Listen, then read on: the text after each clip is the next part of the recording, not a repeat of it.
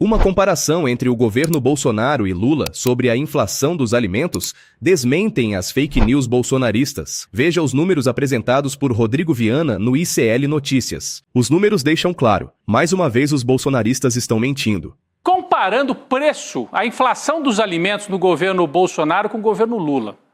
Dá uma olhadinha, para ver se faz sentido isso que os bolsonaristas estão fazendo. Aqui, ó. Primeiro ano do governo Bolsonaro, 2019. Estamos falando só de inflação dos alimentos, tá? Não é inflação IPCA, tá? É só de comida, Gabi. Então a nossa equipe de edição se preparou aqui. 2019, 6,37%, só num ano, antes da pandemia. Antes da pandemia. Aí veio a pandemia, também não vamos ser injustos, não foi tudo culpa do Bolsonaro. Mas ele também não atuou para evitar a alta. 18% em 2020, ano em que começou a pandemia. Inflação de alimento. Terceiro ano do governo, 8,24%. E 2022, já pós-pandemia, inflação dos alimentos do governo Bolsonaro no último ano, 13,23%. Esta aqui é a inflação dos alimentos do Bolsonaro. Daqui a pouco a gente vai mostrar aqui o que tinha na época do Bolsonaro. Nem picanha, nem café, tinha um pouco de capim para o gado deles e tinha principalmente fila do osso. Já vamos mostrar. Mas compara aqui com o Lula. 2023, preço da comida caiu 0,52. Em 2024, de fato, virou um problema.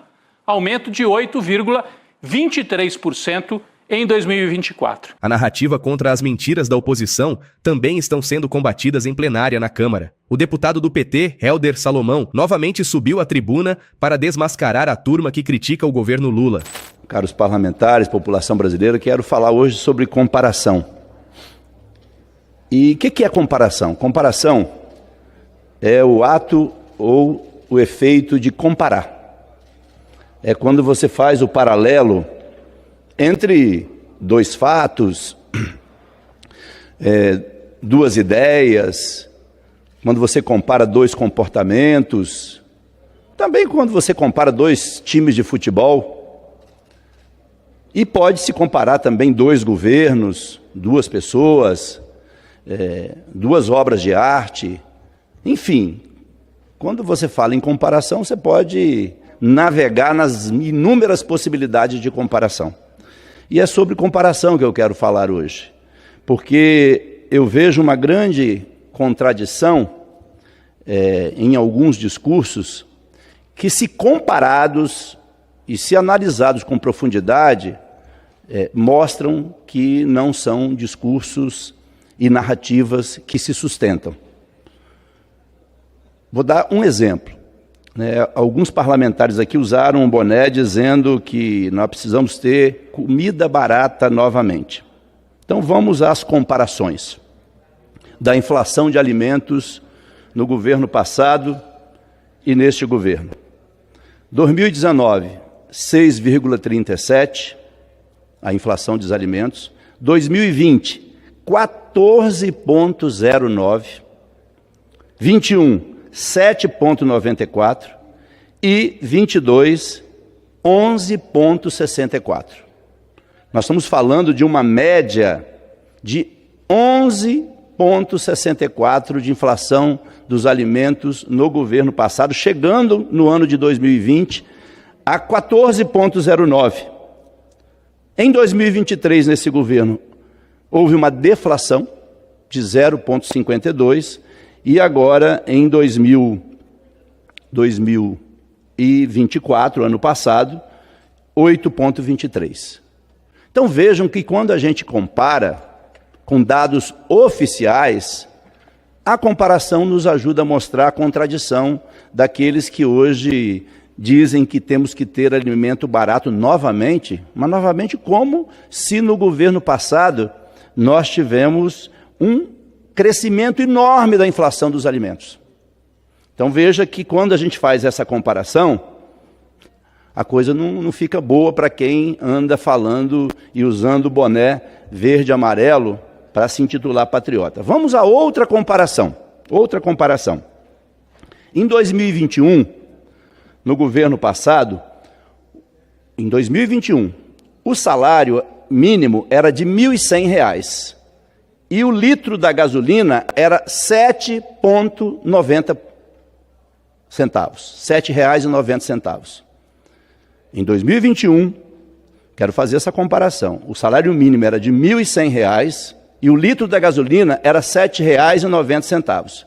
Quem sabe fazer conta matemática, embora não seja minha área, deputado Paulo Folletto, mas quando a gente divide 1.100 por R$ 7,90, naquela época, em 21, a gente comprava 139 litros de gasolina.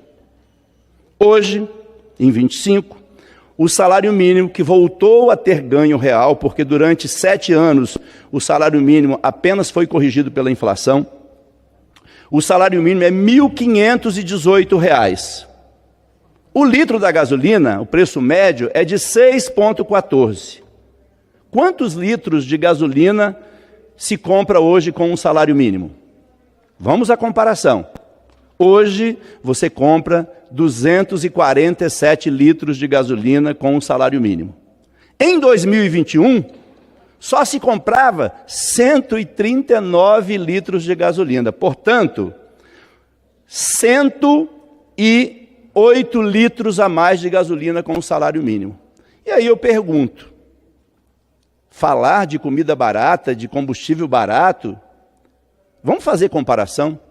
Eu disse aqui no início que comparação é o ato ou o efeito de comparar, e é quando se estabelece um paralelo entre duas coisas diferentes, e nesse caso aqui, 2 governos. Então, a verdade é que a gente precisa refletir sobre as narrativas. E, por fim, presidente, peço mais 30 segundos e encerro. Quem está dizendo que nós precisamos ter comida barata é quem votou contra zerar o imposto da carne, do arroz, do leite e do feijão. Ou seja, de todos os produtos da cesta básica. Então o discurso é um e a prática é outra. Os que estão falando em comida barata votaram contra zerar os produtos da cesta básica. Querem a carne mais cara, querem o arroz mais caro, querem o feijão mais caro. A deputada do PT, Érica Cocai, também atacou a hipocrisia da turma que defende o governo do inelegível da fila do osso. Penso que é absolutamente fundamental que nós possamos mergulhar nos dados, nos fatos. Porque o negacionismo que atingiu o Brasil, o governo do hoje inelegível, quase preso, acusado de tantos crimes, dentre os quais roubo de joias, o que aconteceu foi um negacionismo estrutural, se negou à própria realidade. E a política foi capturada por uma lógica de ódio, de destruição do outro e, ao mesmo tempo, pela mentira. E aqui nós vimos esta bancada que votou contra a isenção de impostos da cesta básica, que vai, obviamente, baratear a cesta básica e colocar mais comida na mesa do povo brasileiro. Estes que tiveram no governo deste inelegível quase preso, quase 57% de inflação na alimentação em domicílio. Vem aqui dizer que é preciso ter comida barata e é preciso voltar o governo da fome do osso. Porque alguém aqui esqueceu, porque eles buscam pisotear, atacar, açoitar a memória do povo brasileiro. Mas o Brasil vivenciou as filas do osso. O Brasil, neste período, teve o salário mínimo com um decréscimo do seu valor real. Não apenas não teve ganho real, como teve um decréscimo de pouco mais de 1% do salário mínimo. Ou seja, os alimentos tiveram um processo de aumento e o salário mínimo ficou congelado e teve um pequeno decréscimo de pouco mais de 1% no seu poder de compra. E me vem aqui falar disso, esses que precarizaram, que esqueletizaram a própria Conab, que liberaram a exportação de arroz nesse país, estes que levaram milhões de brasileiros e brasileiras para a situação de fome que está sendo revertida durante o governo Lula.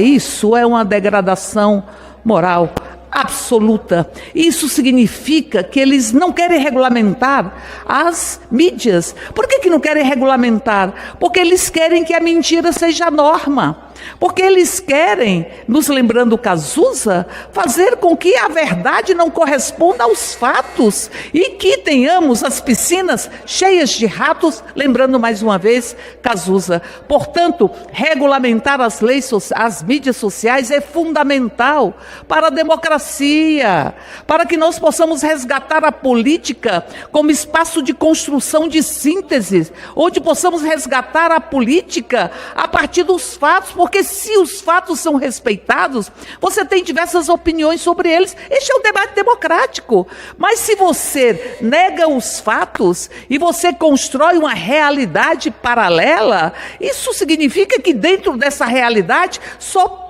cabe quem pensa da mesma forma. Isso é a lógica ditatorial. E aqui me vem alguém falar que houve interferência internacional nas eleições de Lula. Quem tem moral para falar se apoiou a intervenção na ABIN, como aconteceu durante o governo do quase preso, inelegível, acusado de tantos crimes, Jair Bolsonaro, que de forma muito nítida chegou a dizer: não vou permitir que tenha perseguição aos meus familiares e aos meus amigos por órgãos do próprio governo. Ou seja, esfacelou a lógica republicana de um Estado para todas as pessoas. A democracia foi absolutamente ferida, atacada e continua sendo, porque agora eles querem cobrir com um manto áspero, cruel, asfixiante da impunidade aqueles que atentaram contra a própria democracia. Porque o que aconteceu no 8 de janeiro, estamos vendo, foi a ponta de um iceberg, de uma estrutura onde nos porões, onde a luz da democracia não consegue atingir, nos porões do poder que estava à época,